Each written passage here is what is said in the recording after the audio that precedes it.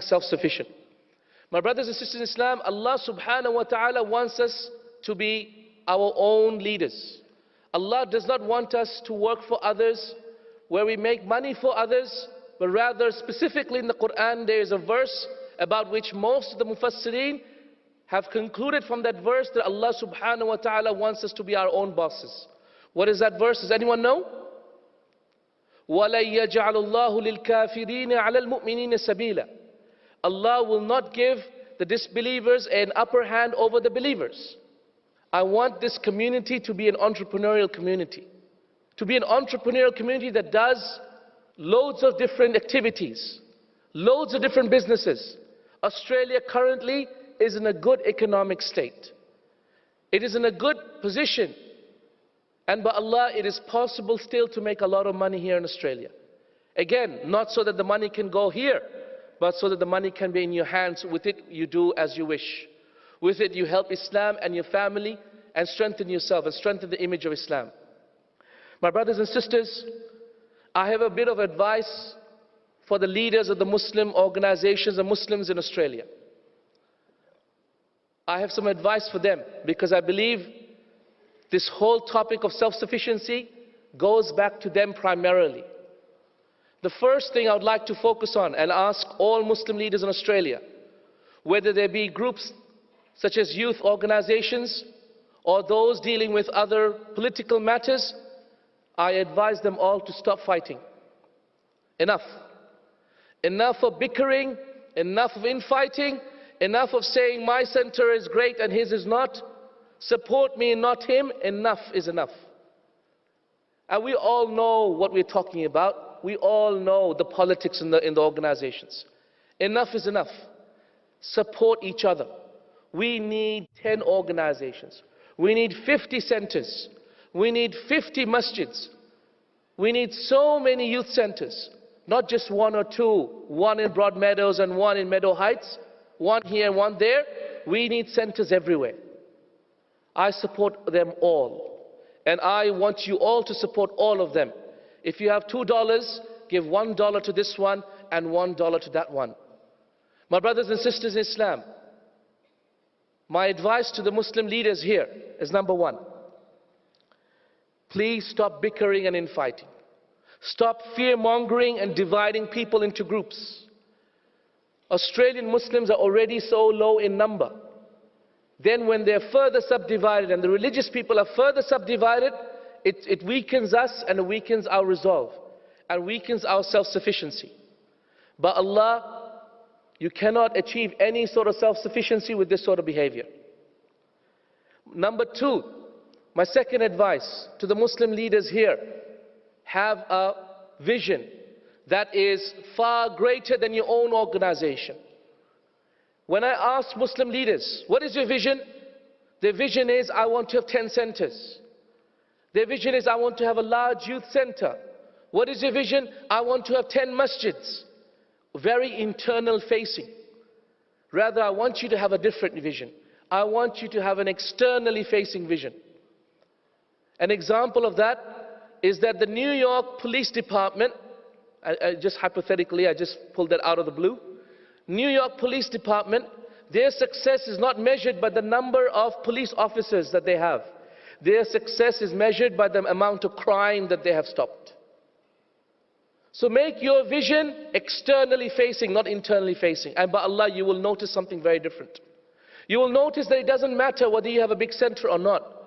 You will notice that your team will not care whether you have a big place or a small place. You will notice that they care about the value that you bring to people. The number of people's lives you're touching and how well you're touching them. So have a vast vision that is not internally facing but externally facing. And also, my brothers and sisters, my advice to the Muslim leaders is not to have a plan for economic sustainability of your own centers only, but of the Muslims in general. How are we going to make the Muslims in Australia wealthier, more self-sustaining, more aware of their own affairs, more in tune with their own details and own affairs? This is what we need. Number three, My advice to the Muslim leaders here in Australia is to start using the Muslim resources that are here in Australia properly benefiting the Muslims. An example of that is the halal certification that happens in Australia. Are you guys aware of the halal certification? How much money it makes in Australia? It makes over 10 million Australian dollars per year. Do you know how that is? 10 cents only, or 38 cents according to another report, 38 cents for every sheep that is slaughtered, that goes to Saudi Arabia or goes to Malaysia, and there's millions of sheep that are slaughtered. 38 cents. Whose money is that? Your money. That 10 million Australian dollars is enough to launch 2 to 3 schools every single year. 2 to 3 schools. We should have no problem. In the last 10 years, we should have 30 schools. But subhanAllah, that is not the case. Where is the money? Show us accountability. So these organizations that are controlling the Muslim wealth, that belongs to the people, that does not belong to them, I ask them all to be ethical and to show us that wealth and benefit the community before Allah shows it to us on the Day of Judgment and makes a case against you on the Day of Judgment. So show us that money and start benefiting people. And the last advice that I have for my Muslim leaders here in Australia is to focus on holistic education for the people. Yes, alhamdulillah, lots of organizations exist. Classes and courses are happening. Islamic lectures are happening. Tafsir classes are happening. Fiqh classes are happening. Quran tahfidh is happening. But now we also need those skills and those important stuff that is essential for people to become self-sufficient. Like what? Like leadership training, like entrepreneurial skills, like management skills. These are certain skills that the people, if they were empowered with, they would become better at work. They would become more capable of having their own enterprise. They would become more capable of having their own business. And all of this is something which I advise my Muslim leaders, may Allah have mercy upon all of them, to do. For my brothers and sisters amongst you all, couple of practical points of advice so that you can become self-sufficient. Number one, I want every single one of you to develop a clear goal for yourself in 3 things. A clear vision for yourself in 3 matters. Number one, how will I meet Allah and what state do I want to meet Allah? So one clear vision about your spiritual relationship with Allah Azza wa Jal, you as a Muslim. Number 2, I want you to have a clear goal regarding how you want to be and how your relationship will be with your family on the day that you die. So your ultimate vision regarding your relationship with your family. So your relationship goal. And number 3, I want you to all have an economic goal. What's an economic goal? How wealthy do I need to be? You know, I decided a long time ago how wealthy I needed to be. Shall I tell you how I did it? I said I needed $5,000 a week. That means I need 5 times 52 weeks, that's 250,000 Australian dollars. That means that's after tax, right, Shahid? So before tax, I need an income of approximately 350,000, right? Because I'll arrange my tax properly. Or 400,000, I need an income. So I need to pursue an option by which I can make $400,000 per year. I could be a doctor. I could be a radiologist, for example, a specialist that makes $400,000 a year. That's one option. I could start a manoosh shop or a pizza shop or something and try and make $4 million worth of sale with net profit of only 10%, giving me 400,000 of which I pay 150,000 tax and I get 250 back. Do you see what I'm trying to say? If I need 400,000 income, then you decide, what do I need to do in order to get me 400,000 income? Do I need to be a doctor from which I can get that income? Do I need a particular business by which? But this is how you can practically decide and work towards your goal. Doesn't mean it has to happen tomorrow. For me, it has yet to happen. I'm not making $5,000 a week, trust me. Okay? I'm not as yet. But that doesn't mean I won't get there. Because I have my own goals, and I have my own strategies of reaching that. Most of the reason why people are not satisfied in their heart is that they don't know how much money they need to feel content. They don't know how much money they need to feel rich. Have a figure and then work towards it, just like I have taught you over here. Number two, the second advice I have for you is to prioritize your priorities. Put the most important things first. It's very important. Cut out those things in your life that are wasting time. How can you do that? You can do that with the 80-20 principle. Have you heard of the 80-20 principle? 20% of the things are giving you 80% productivity, and 80% of the things you're doing are giving you only 20% productivity.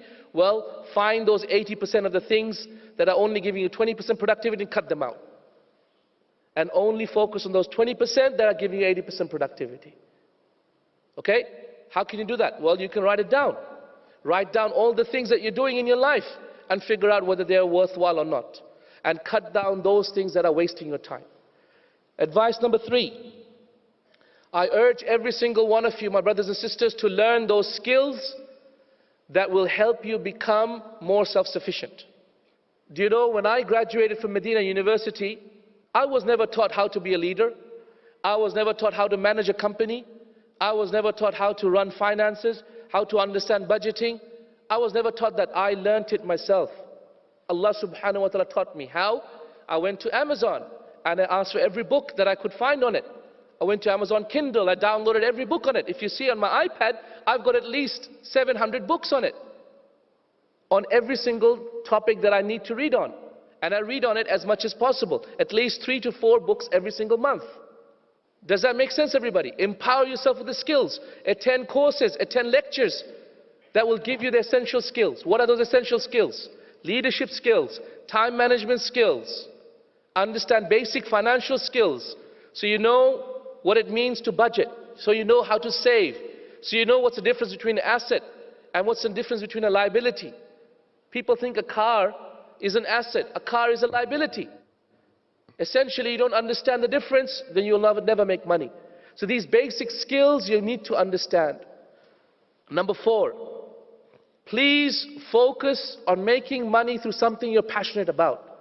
Do not focus on making money through something someone else is passionate about. So if I were to ask you, brother, I want to get rich and I want to make some money, what shall I do? Every single Muslim thinks of a pizza shop. Every single, if not then a kebab shop. If not then a manoush shop. Okay, manoush, most people won't know what manoush is. Manoush is a Lebanese pizza that we eat in the morning.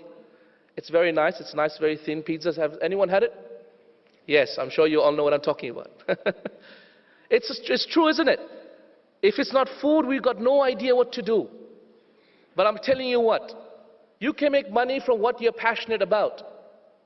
Sheikh Jafar Idris, may Allah have mercy upon him, told me one day, when I had graduated from my degree in Medina, he said, Ya Tawfique, do what you love, money will follow. He said, do what you love, money will follow. Doesn't matter what it is. Subhanallah, people these days have made money from video games. Video games. We thought it's a game, it's a worthless thing. But no, if they put their passion into something, they made money from it. People have made money from things you cannot imagine. Do what you love, money will follow. One of my sheikhs, may Allah have mercy upon him, came to me in Medina. And he said, Ya Tawfique, and he told the class, of course. He said, oh class, tell me how you can make money. So we all gave weird ideas, right, of making money. Most of them food related. So he said, this is how you can make money. Number 1, by drugs. Big money, yeah? You can deal in drugs, but you'll probably die, so you won't get time to spend money. So, drugs. Number 2 is those dirty things like music and girls and all of that, you can make money, right? The third thing he said, which is amazing, amazing. And he had a big smile on his face when he said it. He said, da'wah. You can make a lot of money from da'wah. What? How can you make money from da'wah? And he then went on and he told me about all those evangelist speakers that are making millions and millions. Khair.